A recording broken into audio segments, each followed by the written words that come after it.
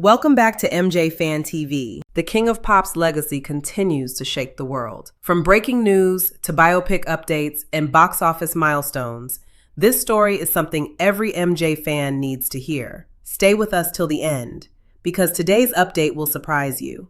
Don't forget to like, subscribe, and turn on notifications. Michael Jackson has been getting dragged by the media since the mid-'80s. The man literally could not catch a break while he was alive.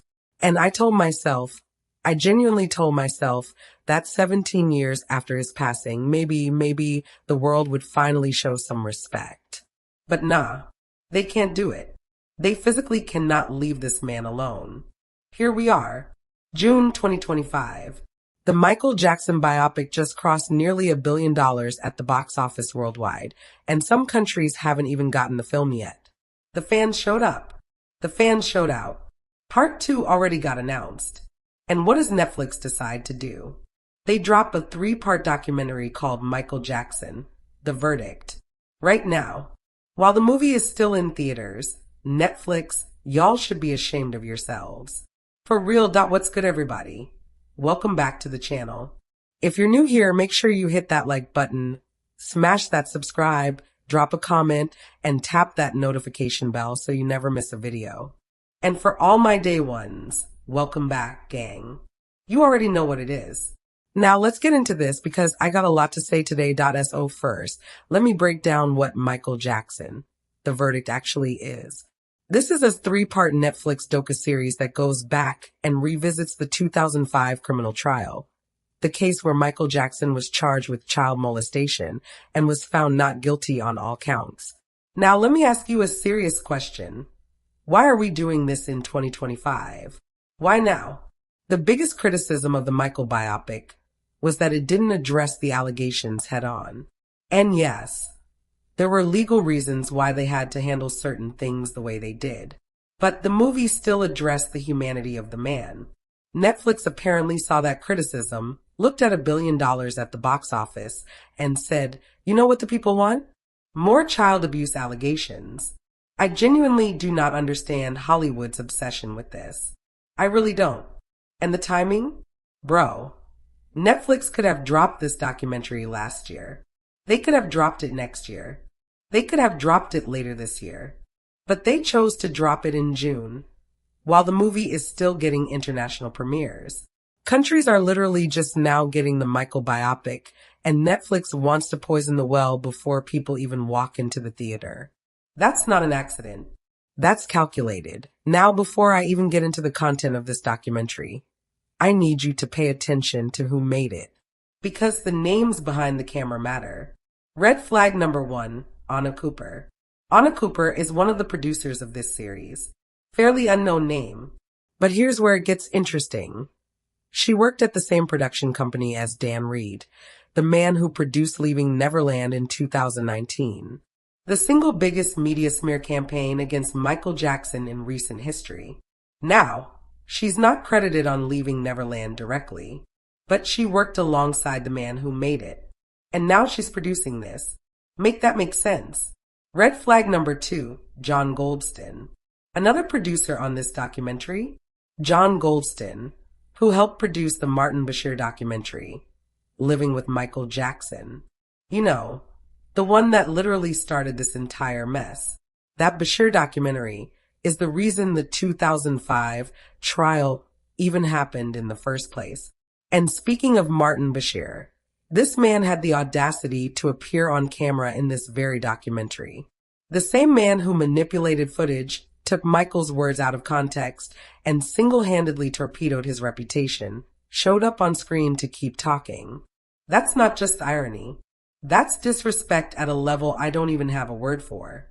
When you see names like these attached to any project about Michael Jackson, you already know what the agenda is.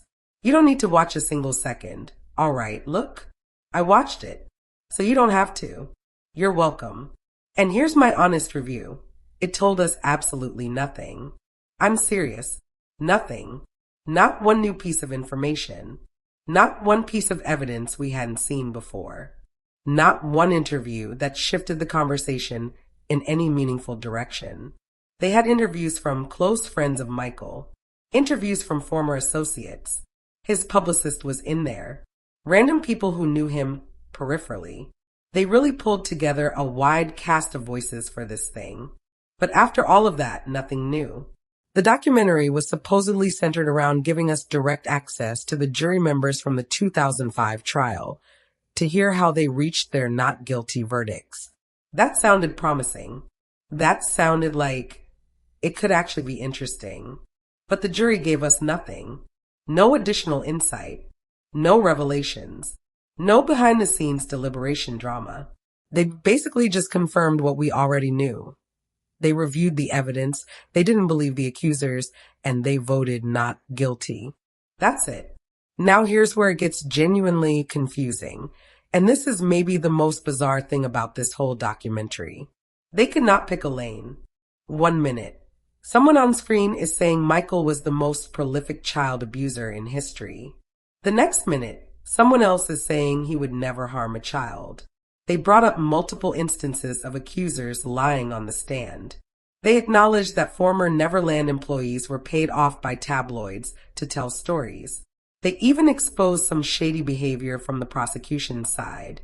So Netflix, what are you doing? What is the angle? Are you defending him? Are you attacking him? Are you just throwing everything at the wall and seeing what sticks? Because that's exactly what it felt like, bro. A circus. And here's the bottom line. If you love Michael Jackson before you watch this documentary, you'll love him exactly the same afterward. If you already believed the allegations before you watched it, you'll still believe them. This documentary changes nothing because it adds nothing. So who is this for? Now, should this really surprise us? Let me be honest. No. This is the same network that gave us the Monster Anthology series, the Dahmer Story, the Menendez Brothers, Ed Gein. And look, some of those are genuinely compelling television. That's all this is. I'm not going to sit here and say they weren't. But there's a reason people criticize those shows too. Because Netflix has a specific formula for taking real human tragedies and packaging them as entertainment in a way that glorifies the darkness. They've built a business model around it. And I get it. Streaming wars are real. Content competition is brutal. Engagement drives subscriptions. Controversy drives clicks. I understand the business logic. But dropping a docu-series designed to relitigate child abuse allegations against a dead man, right as his legacy is experiencing a massive cultural revival, is a new low. Even for Netflix, this isn't about journalism. It's not about truth-seeking. It's not about giving the public new information. It's about traffic. It's about trending topics. It's about attaching your platform's name to the most searched person on the internet right now. Now look, I love Michael Jackson. You love Michael Jackson. But part of loving somebody is being willing to be honest about them. And I want to take a second to do that because I think it's important. Michael Jackson genuinely loved children. And if you understand his life story, you understand why. This man was famous before he could ride a bike. He never had a normal childhood. He never had regular friendships. He could never truly trust anyone because everyone around him his whole life was trying to get something from him. Money, status, access. His whole life was transactional. And the one place he found genuine peace, on stage and with kids, because children didn't treat him like a god. They didn't freeze up when they saw him. They just saw him as a person. As Mike, a cool dude who liked to play and laugh and have fun. That's real. That's documented. The documentary itself shows it.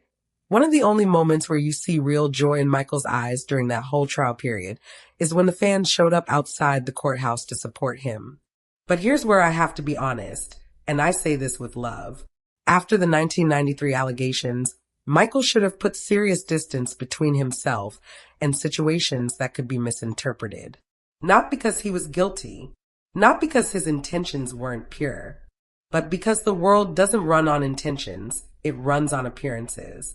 And I think, like Joe Jackson warned him in the Michael biopic, without the right people around him who would tell him hard truths, he was surrounded by yes men. People who let him do whatever he wanted because they didn't want to lose access. Nobody checked him. Nobody said, Mike, you can still love kids. You can still help families. You can still do your philanthropy, but you have to do it differently. You can't be this visible, this hands-on, especially not after 1993. And because of that, the allegations became easy to recycle. Not because there was new evidence, but because the optics were always going to be available as ammunition. And honestly, that Martin Bashir interview moment, sitting on the couch, holding a child's hand, talking about sharing your bed as an expression of love. I don't care what your intentions are, that is a bad look. And Michael, because of who he was and how he was raised, probably genuinely didn't see it that way. He had the innocence of a child himself in many ways. Children don't see the predatory lens that adults put on things because they haven't been trained to think like that. But the rest of the world does, and the media was always going to use that.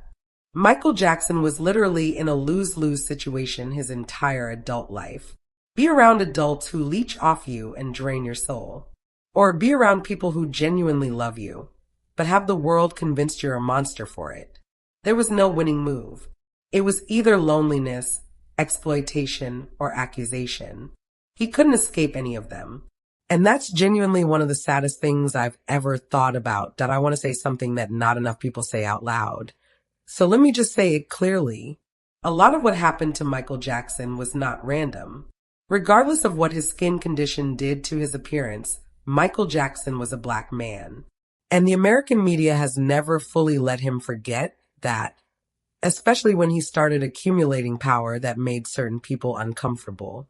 When Michael purchased the ATV music catalog in 1985, which included the rights to hundreds of Beatles songs, that put a target on his back that never went away. He went from being an entertainer to being a threat. He controlled assets that powerful people wanted, and powerful people don't like losing. Then look at what happened around the Invincible era. The album came out in 2001. It sold over 2 million copies, which is not a flop by any reasonable standard. But the marketing was sabotaged. He was in an open war with Sony. The goal was financial destruction. And then, right when any chance of a major comeback was on the horizon, the allegations resurfaced. Everything in Michael Jackson's story feels too perfectly timed to be coincidental. And the only weapon they had, his love for children. Because unlike almost every other celebrity of his stature, Michael wasn't getting DUIs. He wasn't in bar fights. He wasn't caught with drugs. He didn't have a messy personal life that the tabloids could feast on. His only vulnerability was the one thing that also showed the most about his character, his genuine compassion for kids. Meanwhile, the people who actually abused children in Hollywood, many of them worked in plain sight for decades. We've heard from real child stars on real networks about real, named abusers, and those people faced a fraction of the scrutiny Michael ever did. That tells you everything you need to know. All right, I've been negative for a while, so let me actually give you something useful. If you want to learn about Michael Jackson's legal history, the real story, here are 3 documentaries that are actually worth your time. 1. The People vs. Michael Jackson, 2022. This one takes a similar approach to the verdict, but does it with actual depth and intentionality. It's only 3 years old, which also makes the existence of Netflix's version even more pointless. Like, this was just done and done better. 2. Square One, Michael Jackson, 2019. This is a must-watch. It focuses specifically on the 1993 allegation and makes a genuinely compelling case for his innocence. It doesn't get caught up in appearances or optics. It just follows the evidence and the money trail and shows you exactly how that situation was manufactured. Straightforward, well-researched, and eye-opening. 3. Loving Neverland, 2020. Fair warning. This one is long and emotionally brutal in places. There are scenes that are genuinely hard to get through. But its purpose is to show Michael Jackson in a truthful, human light. It's a tearjerker. I'll be honest, I couldn't finish it in one sitting. But it's meaningful. Skip the verdict. Watch those 3 instead. Look, I'll wrap it up here because I've been rambling long enough. Should you watch Michael Jackson, The verdict on Netflix? If you want to spend 3 hours of your life learning absolutely nothing you didn't already know, sure. Go ahead. But I'm telling you straight, it is a hard skip. It's pointless. It offers no new evidence, no real insight, no meaningful contribution to the conversation.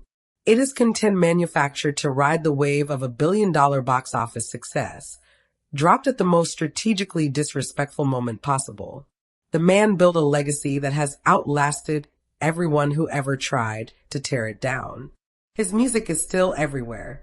His story is still resonating. The fans are still showing up in numbers that nobody expected.